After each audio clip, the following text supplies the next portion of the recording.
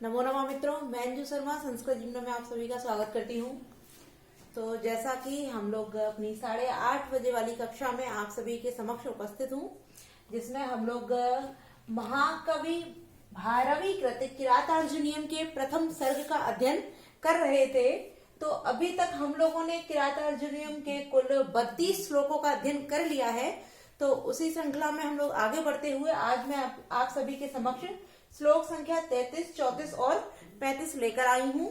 तो आज हम लोग भारवीकृत जो हमारा किरातार्जुनीय महाकाव्य है उसके प्रथम सर्ग के 33वें, 34वें और 35वें श्लोक का अध्ययन करेंगे। तो जितने भी मित्र हमारे साथ लाइव जुड़ चुके हैं, आप लोग वीडियो की लिंक को अपने मित्रों के साथ शेयर कर लीजिए, जिससे कि अधिक से अधिक लोग हमारी वीडियो के साथ लाइव जुड़ जाएं। साथ ही साथ जिन लोगों ने अभी तक चैनल को सब्सक्राइब नहीं किया है, चैनल को सब्सक्राइब कर बेल आइकन प्रेस कर लीजिए, जिससे कि मेरी आने वाली सभी वीडियो का नोटिफिकेशन आपके पास समय से पहुंचता रहे। तो और आप सभी को वीडियो अच्छी लगती है तो वीडियो को लाइक अवश्य किया कीजिए। तो आइए हम लोग जो हमारा 33वां श्लोक है, पहले इसका वाचन करते हैं, तत्पश्चात इसके अध्ययन को आरंभ करेंगे। तो आप सभी लोग मेरे साथ दोहराइए। अवंध कोपश्य विहन्तुरापदाम् भवन्ति वश्या स्वयमेव देहिनः अमर्ष शून्येन जनस्य जन्तुना न जात हार्देन न विदुषादरः। तो यहाँ पहले एक एक शब्द का अर्थ हम लोग जान लेते हैं। यहाँ जो लिखा हुआ है, सबसे पहले अवंध कोपश्य, कोप तात्पर्य क्रोध से है, और अवंध अवंध अगर यहाँ सिर्फ हम अवंध शब्द को देखेंगे तो यहाँ नए तत्पुरुष समास हो जाता है। न वंध, वंधित नहीं है जिसका क्रोध, अर्थात जिसका क्रोध उसके वश में नहीं होता है, वह अवंध कोपश्य अर्थात अनियंत्रित क्रोध वाला। विहंतुर आपदाम, विहंतु आपदाम, विहंतु माने नाश करने वाला, आपदाम आपत्तियों का, भवंती होते हैं, वश्या वश में, स्वयमेव स्वयं ही, देहिना अर्थात देह को धारण करने वाले, अर्थात क्या हो गया, प्राणी या व्यक्ति। अमर्ष शून्येन, अमर्ष माने क्रोध, शून्येन माने शून्य, अर्थात क्रोध से शून्य व्यक्ति। जनस्य लोगों के, जंतुना प्राणियों के द्वारा, न जात हार्देन, न जात हार्देन, जातम हार्दम यश तेन, यहाँ बहुब्रीहि समास है। तो जात हार्देन तात्पर्य जो मित्र लोग होते हैं, ना माने नहीं, ना माने नहीं, और विदुषा, विदुषा माने सत्र। अब यहाँ जो दरह दिया है, यहाँ दो अर्थ दिए हैं, एक हमारा लिखा हुआ है आदरह और एक दिया है दरह। तो जब आदर की बात करेंगे तो आदर तात्पर्य सम्मान, और जब दरह शब्द लेंगे तो इसका अर्थ हो जाता है भय। तो हमने एक एक शब्द का अर्थ जान लिया, अब इसकी संपूर्ण व्याख्या देखते हैं। तो यहाँ जो द्रौपदी हैं वो युधिष्ठिर को प्रेरित करते, अर्थात उनके क्रोध को जागृत करने के लिए इस प्रकार की वाणी को बोल रही हैं, उनसे कह रही हैं कि अवंध कोपश्य, जिसका क्रोध, कोप माने क्रोध, जिसका क्रोध उसके वश में नहीं होता है, अवंध माने वंधित नहीं होता है। तात्पर्य ऐसे प्राणी जो अनियंत्रित क्रोध वाले होते हैं, यानी कि जिनका क्रोध है वो उनके खुद के ही नियंत्रण में नहीं होता है, ऐसे क्रोध वाले।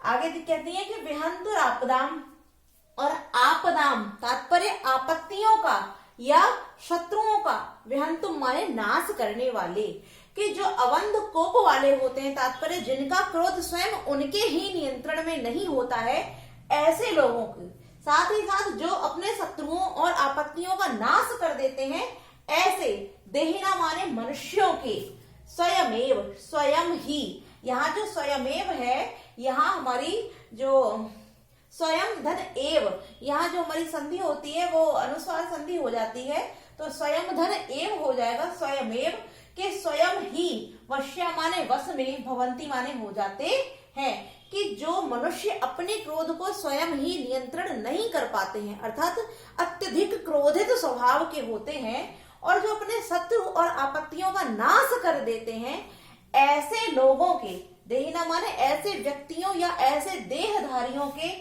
स्वयं ही सभी वश्य माने वश में हो जाते हैं।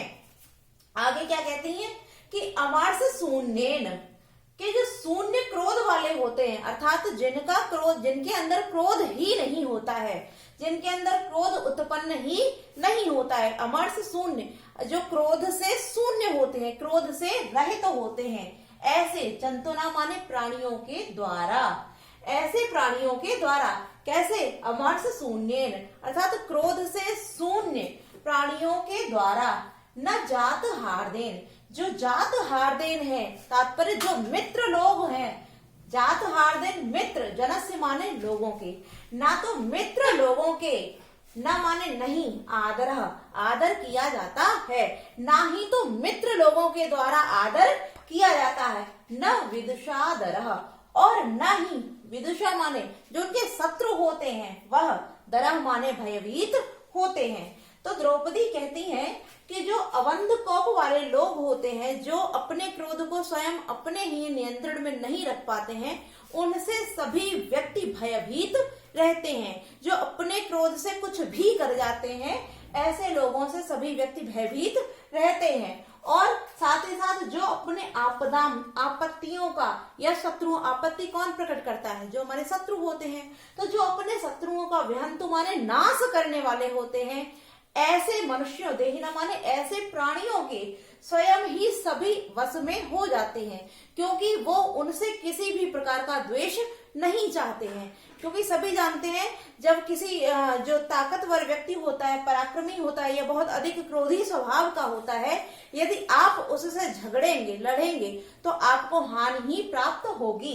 इसलिए वह उससे झगड़ना नहीं चाहते हैं, स्वयं ही वही करने लगते हैं, स्वयं ही अपने आप उसके वश में हो जाते हैं। किंतु जो अमर्ष शून्य होते हैं, तात्पर्य जो क्रोध से शून्य होते हैं, जिनके अंदर क्रोध होता ही नहीं है, जो क्रोधित स्वभाव वाले ही नहीं होते हैं, ऐसे प्राणियों के द्वारा, ऐसे प्राणियों को ना तो जो जात हार्द जो मित्र होते हैं, वह मित्र भी उनको सम्मान नहीं देते हैं, आदरा माने सम्मान नहीं देते हैं, कि जिनके अंदर क्रोध है ही नहीं, इनसे कुछ भी उल्टा सीधा कह लो, ये पलटकर कुछ करने वाले नहीं है।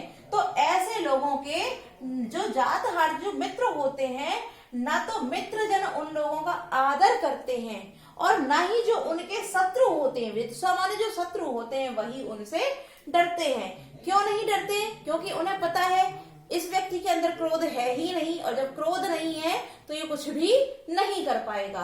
तो इसी प्रकार से द्रौपदी युधिष्ठिर को उकसाते हुए कहती हैं कि आप यदि क्रोध से शून्य हो जाएंगे, तो जो आपके शत्रु हैं वह आपसे भयभीत नहीं होंगे। अब शत्रु तो छोड़िए, शत्रु तो शत्रु है, शत्रु को तो छोड़िए, किंतु जो आपके मित्र हैं, जो आपके मित्र लोग हैं, वह भी आपका आदर नहीं करेंगे। ठीक है, तो हम लोगों ने यहाँ जान लिया, यहाँ जो द्रौपदी है वो किस प्रकार से युधिष्ठिर को बोलती हैं। अब हमारा जो अगला श्लोक है, 34वां श्लोक है, इसकी ओर बढ़ते हैं। तो इसमें इस श्लोक में जो द्रौपदी है वो, क्योंकि यहाँ व्रकोदरः कहा गया है, व्रकोदर हम भीम को कहते हैं, तो यहाँ भीम का वर्णन करते हुए कहती हैं। तो पहले हम इसका वाचन कर लेते हैं, तत्पश्चात इसके अर्थ को जानते हैं। तो आप सभी मेरे साथ उच्चारित कीजिए। परिभ्रमन् लोहित चन्दनोचितः पदातिरन्तये गिरिरेणुरोषितः महारथः सत्यधनस्य मानसं दुनोति लोकच्चिदयं व्रकोदरः। अब एक एक शब्द का अर्थ देखते हैं। यहाँ सबसे पहले दिया परिभ्रमण। परिभ्रमण, परिभ्रमण माने चारों ओर घूमता है। लोहित चंदनोचितः, लोहित माने होता है रक्त वर्ण, लाल, जो लाल वर्ण का होता है, तात्पर्य रक्त जैसे वर्ण का। अब रक्त का जो रक्त है उसका वर्ण कैसा होता है? लाल होता है। तो वही कहा गया है कि लोहित चंदन, लाल चंदन से, उचित माने जो लेप, उसका जो लाल चंदन का लेप करने वाला है। पदाति, पदाति माने पैरों से ही, यानी कि पैदल चलते हुए ही। अंतर गिरह, अंतर गिरि, गिरि के, गिरि माने पर्वत, पर्वत के अंतर माने बीच में, पर्वत के बीच में। रेणु रूषितः, रेणु धूल से, रूषितः माने जो सना हुआ रहता है, रेण धूल से धूषरित यानी धूल धूषरित यानी कि जो धूल होती है उससे सना रहता है। महारथ, महान रथ से, सत्य धनस्य, सत्य ही है धन जिसका, सत्य धन वाले, मानुषम माने मन, दुनोति माने दुखी होता है, न माने नहीं, कच्चिद माने किस प्रकार, अयम वृकोदरः, इस वृकोदर, यह वृकोदर। तो हम लोगों ने एक एक शब्द करके अर्थ देख लिया, अब इसके संपूर्ण अर्थ को देखते हैं। तो सबसे पहले कहा गया लोहित चंदनोचिता, लोहित जो रक्त चंदन के, जो लाल रंग का चंदन होता है, जो रक्त वर्ण वाला चंदन होता है, ऐसे लाल चंदन के उचितम माने लेप से, लेप का जो अभ्यासी है, कौन, वृकोदर। यहाँ जितने भी विशेषण बताए जा रहे हैं वो वृकोदर, तात्पर्य भीम के लिए, वृकः उदर, वृक के समान है उदर जिसका, वृकः एव उदरः यस्य सः, वृक के समान है उदर जिसका, अर्थात भीम। तो यहाँ बहुब्रीहि समास है। तो यहाँ बोल रहे हैं कि लोहित चंदनोचिता, लाल रंग के चंदन को लेपने यानी कि लाल चंदन को लगाने का जो अभ्यासी है, उसका लेपन करने का जो अभ्यासी है, वह वृकोदर आज कैसा है, रेणु रूषिता, उसके मस्तक पर आज क्या रहती है, रेणु रूषिता, वो ही वही मस्तक जो पहले लोहित चंदनोचित, जिस मस्तक पर पहले लाल चंदन का लेप रहता था, आज उसी मस्तक पर धूल धूषरित, अर्थात वही भीम का जो मस्तक है आज धूल से सना हुआ रहता है। आगे कहती है कि महारथ परिभ्रमण, जो महान रथ से, महारथ महान रथ, यहाँ कर्मधारय समास का विधान किया है कि महान है जो रथ, तो महारथ महान रथ से परिभ्रमण घूमने वाला जो भीम है वो पहले क्या करता था, महान बहुत बड़े रथ से इधर उधर जो घूमा करता था, आज वह क्या कर रहा है, पदाति अंतर गिरि, पदाति पैदल ही, गिरि के मध्य में अर्थात पहाड़ के मध्य में आज वह पैदल ही घूम रहा है। आगे कहती है कि अयम वृकोदर, इस वृकोदर अर्थात इस भीम को देख करके, सत्य धनस्य, सत्य धन वाले, जो आप सत्य को ही सब कुछ मानते हैं, आप कैसे हैं, सत्य को धन मानने वाले, सत्य धन, सत्य ही है धन जिसका, अर्थात आप युधिष्ठिर का जो मानसम मन है वो कच्चिद, कच्चिद माने किस प्रकार, न माने नहीं हो रहा है, दोनों माने दुख को प्राप्त, कि जो हमारा भीम है पहले वो भीम किस प्रकार रहते थे कि उनके मस्तक पर लाल चंदन का लेप रहा करता था, आज उसी चंदन पर जो पहाड़ों की या रास्तों की जो धूल है, उस धूल से उस वृकोदर का जो मस्तक है वो लाल चंदन के स्थान पर उस धूल से सना हुआ रहता है। और वही जो वृकोदर पहले महान रथ से, महारथ महान रथ से, क्योंकि जो भीम थे वो बहुत ही सुडौल हष्ट पुष्ट बहुत लंबे चौड़े थे, तो ऐसा माना जाता कि उनका जो रथ था वो भी सबसे बड़ा हुआ करता था, तो कि वह वृकोदर जो पहले महान रथ से, बहुत बड़े रथ से परिभ्रमण इधर उधर घूमते थे, वह आज क्या कर रहे हैं कि पहाड़ों के बीच में पैदल ही भागते रहते हैं। आज उनके पास कोई भी रथ इत्यादि नहीं है और आज वो पैदल ही पर्वतों पर घूमते हैं। तो यह इस वृकोदर को, अयम वृकोदर, इस भीम को, वृकोदर को देख करके सत्य धन वाले आप युधिष्ठिर को, युधिष्ठिर का जो मन है, मानसम माने जो मन है, वो किस प्रकार, कच्चिद माने किस प्रकार, न दुनोति किस प्रकार दुख को प्राप्त नहीं कर रहा, अर्थात यह सब देख करके जो आपका मन है वो किस प्रकार दुखी नहीं हो रहा है। अर्थात इस प्रकार की जब आप व्यथा देख रहे हैं, परिस्थिति देख रहे हैं कि जो भीम इतने प्रकार इस तरीके से रहा करता था, उस भीम की आज यह दशा हो रही है, फिर भी आप यह सब देख करके किस प्रकार दुखी नहीं हो रहे हैं।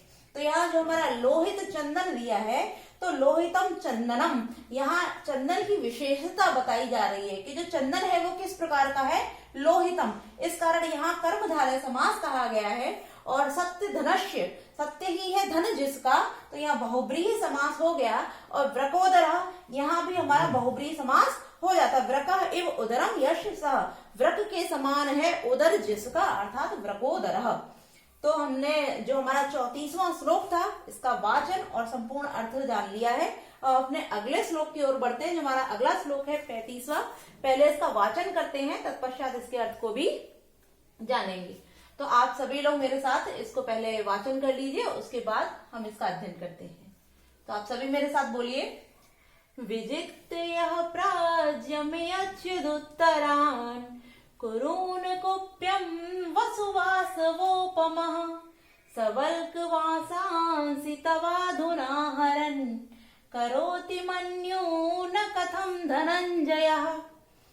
अब जिस प्रकार से हमारे जो 34वें श्लोक में द्रौपदी ने भीम के विषय में वर्णन किया, उसी प्रकार यहाँ धनंजय शब्द से हम जान लेते हैं कि यहाँ जो वर्णन किया जा रहा है वो धनंजय, तात्पर्य जो अर्जुन है उनके विषय में कहा जा रहा है। तो आइए एक एक शब्द का अर्थ जान लेते हैं। विजित्य माने जीत करके। यहाँ कत्वा प्रत्यय के अर्थ में यहाँ लेप प्रत्यय का प्रयोग किया गया है, क्योंकि हम सभी लोग जानते हैं जो कत्वा प्रत्यय प्रयोग होता है वो कर या करके अर्थ में प्रयोग होता है, और उसी अर्थ में जो हमारा लेप प्रत्यय होता है इसका भी विधान किया जाता है। और लेप प्रत्यय का प्रयोग तब करते हैं जब उपसर्ग पूर्व में होता है, अर्थात तो पूर्व में उपसर्ग होने के कारण कत्वा के स्थान पर लेप प्रत्यय का प्रयोग किया जाता है।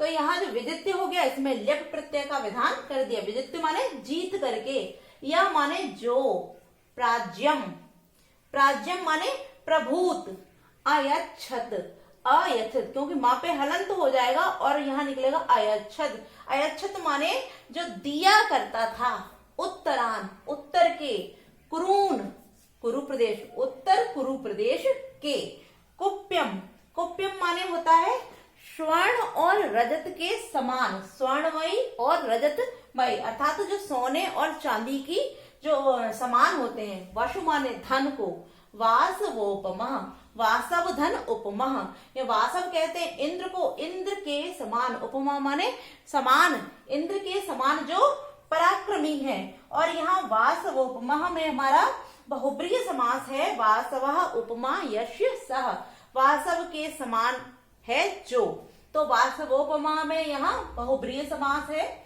स वल्क वासांसी, स माने वह, वल्क वासांसी वल्कल वस्त्रों, वल्क माने वल्कल और वासांसी माने वस्त्रों का।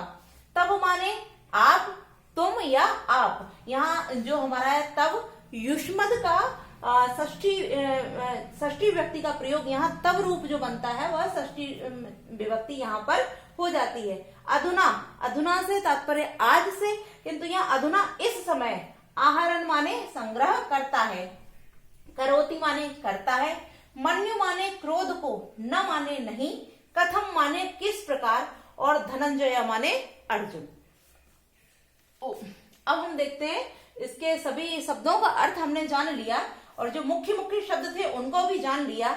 यहाँ जो धनंजय है यहाँ भी हमारा जो है बहुब्रीहि समास ही हो जाता है, नहीं सॉरी, यहाँ जो धनंजय है यहाँ खच प्रत्यय का विधान किया गया है। धन, धन जी धातु और खच प्रत्यय, तो यहाँ धनंजय में खच प्रत्यय है।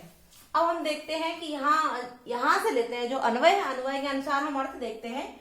तो वाशवोपमः, इंद्र के समान जो पराक्रमी है, या माने जो अर्जुन, तो इंद्र के समान पराक्रमी जो अर्जुन है उसने क्या किया है कि उत्तरान कुरुन, उत्तरान कुरून, उत्तर के कुरु प्रदेश, जो कुरु प्रदेश के उत्तर के जो देश हैं अर्थात उत्तर कुरु प्रदेशों को, विजित्य माने जीत कर, प्राज्यम प्रभव, अकुप्यम, अकुप्यम तात्पर्य स्वर्ण और रजतमयी, वशु माने धनों को, अयच्छत माने आपको जीत जीत कर दिया है। अब यहाँ द्रौपदी कहती हैं कि जो अर्जुन है वो किस प्रकार का है कि वह अर्जुन इंद्र के समान पराक्रमी है। उसने अपने पराक्रम से अभी तक क्या किया है कि जो कुरु प्रदेश के उत्तर वाले देश थे अर्थात जो उत्तर कुरु देश थे, उत्तर कुरुवर्ती प्रदेश थे, उनको जीत जीत कर